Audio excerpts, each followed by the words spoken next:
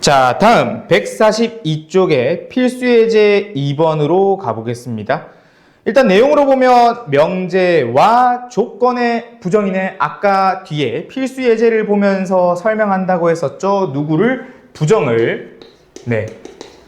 잘 들어주세요. 부정은. 좀 중요합니다. 일단은 우리가 첫 번째 내용을 적어보도록 할게요. 1은 뭐가 아니래? 홀수도 아니고 소수도 아니다. 이래 돼 있네.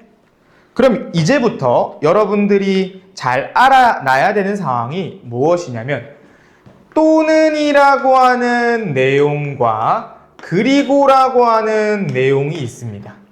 또는은 우리가 영어로는 or이고 그리고는 and야. 그럼 이 또는은 어떤 뉘앙스로 이해하면 되냐면 경우의 수에서 따로따로 일어났을 때가 또는의 의미가 크다는 거고, 그리고는 이 A라고 하는 경우의 수를 배웠으니까 사건이 B라고 하는 사건과 어떻게 동시에 일어나거나 연속적으로 일어났을 때가 그리고에 대한 내용으로서 큽니다. 그러다 보니 방금 말한 뉘앙스처럼 얘 둘은 서로 반대의 개념을 갖고 있어. 되니? 또는과 그리고는 서로 반대인 거야. 그럼 여기서 아니고라고 돼 있었잖아. 그럼 이 아니고는 그리고에 대한 and의 역할을 합니다. 그럼 이 친구가 부정이 됐대. 얘가 아니래. 그럼 이 친구는 뭘로 바뀌는 걸까? 아니고 그리고의 반대는 누구였다고? 또는이라고. 그래서 이거 또는으로 바뀌는 거야. 그럼 얘는 또 어때요? 우리가 1은 홀수도 아니고 소수도 아니다.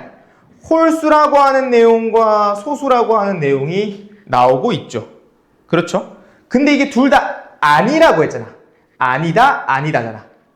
그럼 이거를 부정을 한다는 것은 어떻게? 1이라고 하는 것은 홀수가 아닌 거의 부정이래.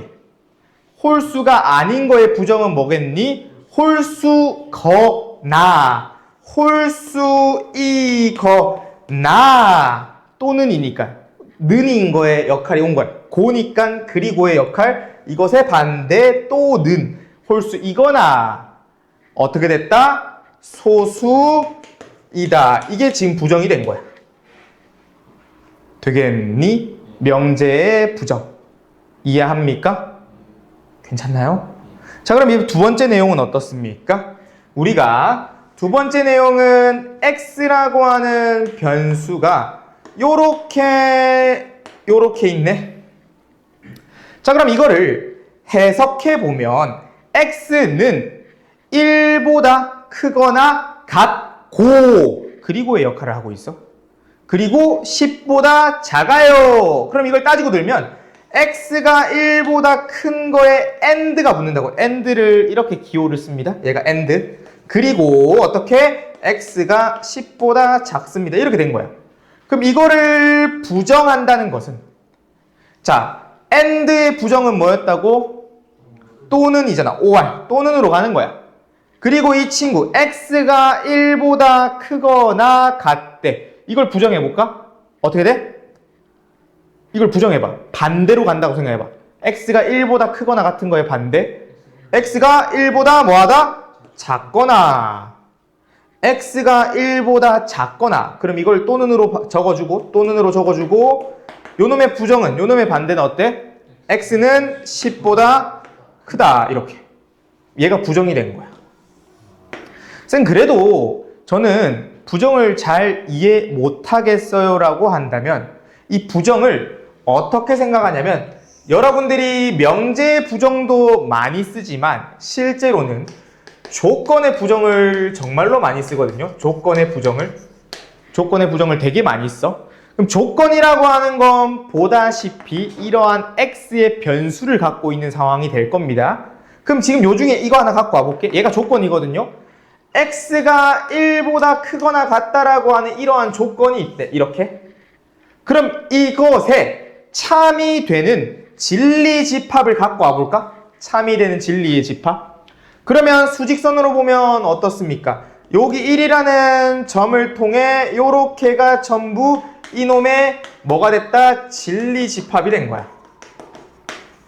이쪽의 범위가 진리집합이 된 거야. 이것을 P라고 생각을 해볼까요? 그러면 우리가 이 P를 부정하는 거잖아. 그럼 그것의 기호가 어떻게 되냐면 P라고 하는 진리집합 안에 이 물결 표시를 하나 넣습니다. 물결 표시. 기호를 지금 배우고 있는 거야. 그럼 이걸 어떻게 읽냐면 이 물결 표시를 그 영어로 not이라고 읽으면 됩니다. not P입니다. 이렇게.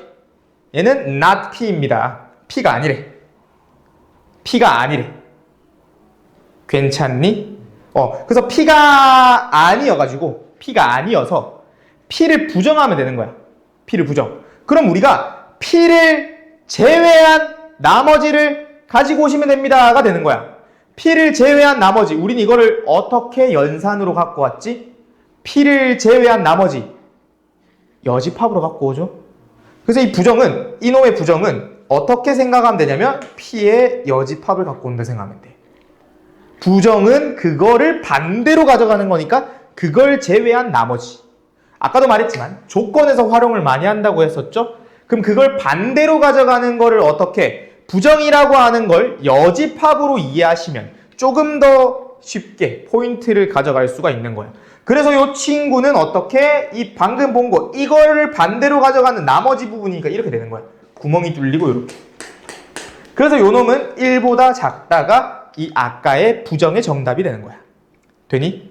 not P. 그 P가 아니다. 우린 이것을 부정이라고 얘기를 하는 겁니다.